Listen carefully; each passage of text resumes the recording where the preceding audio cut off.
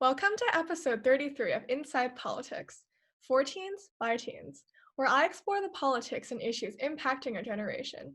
I'm your host, Christina Lee, and today I'm focusing on Gen Z political journalism. For this, I've invited Catherine Kim, an editorial intern at Politico and previously served as a freelancer for Vox. Catherine, thank you so much for joining me here tonight. Yeah, thanks so much for having me. Of course. So let's jump right in.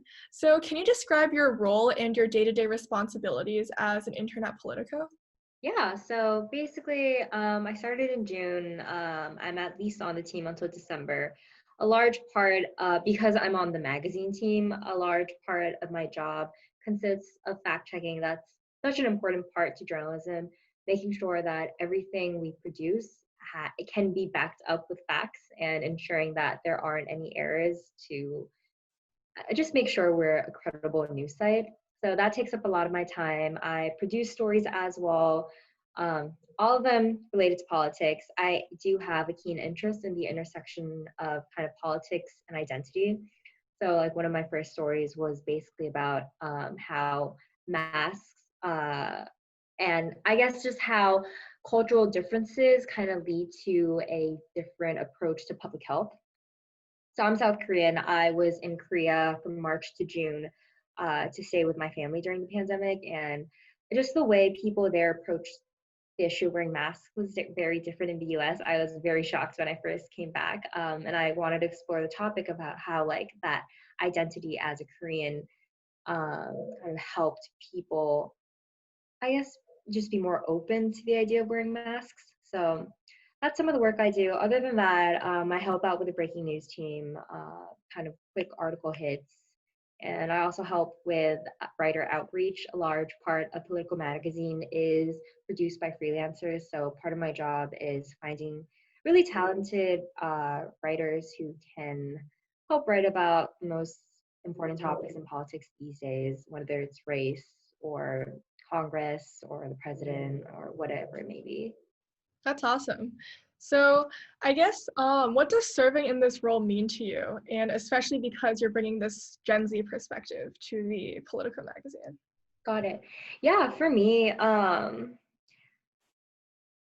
think up until working for Politico, I only specialized in writing. I wasn't as involved in like the back end of editing, writer outreach, or fact checking at all. So that in itself, I think, is a really important skill that I at some point needed to take on. So I think this is like a prime opportunity for me to make sure I'm like a well-rounded journalist. As for bringing in the Gen Z outlook to my job. I think a lot of it is just like speaking up during meetings. I think my editors appreciate when I'm able to bring up like how I think as someone who just graduated from college. So a lot of times, like during COVID, I talked a lot about how colleges are reacting to COVID or how the students are reacting to college measures just because I'm still kind of an insider. Like I get all the emails. I have friends who are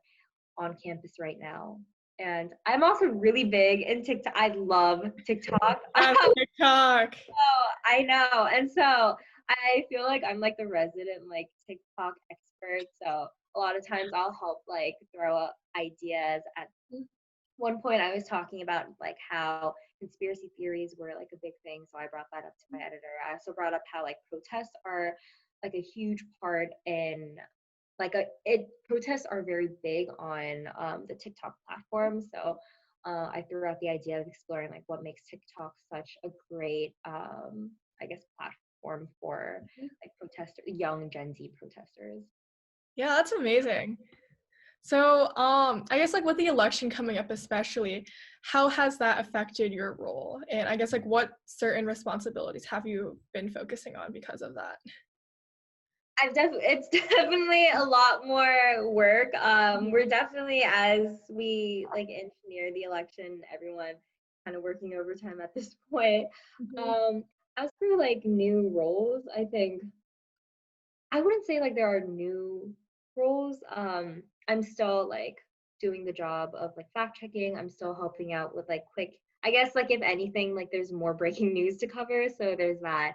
I think the biggest change is just like what I cover.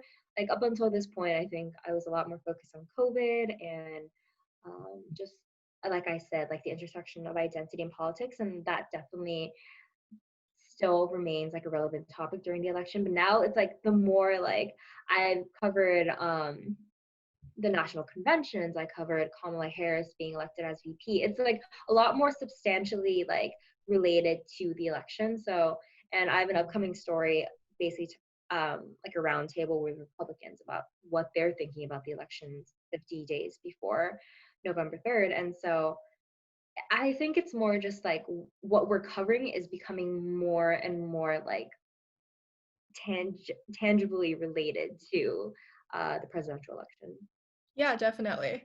So you've obviously had some like really cool journalism positions. So I know that a lot of other Zoomers out there are interested in pursuing a similar path, but they might not know where to start. So do you have any advice for them?